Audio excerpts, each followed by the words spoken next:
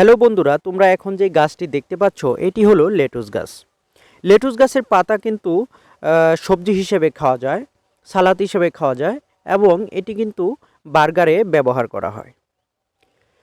আমি এই গাছটি শখ করে কিনে এনেছি, দেখতে কিন্তু অনেক সুন্দর লেটুস পাতা, সেই জন্য এই গাছটি নিয়ে এসেছি।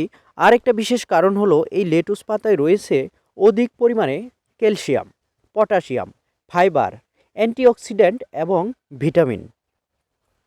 তো যাদের ক্যালসিয়াম বা পটাশিয়াম বা ফাইবারের ঘাটতি রয়েছে তারা কিন্তু এই লেটুস পাতার সবজি খেতে পারো।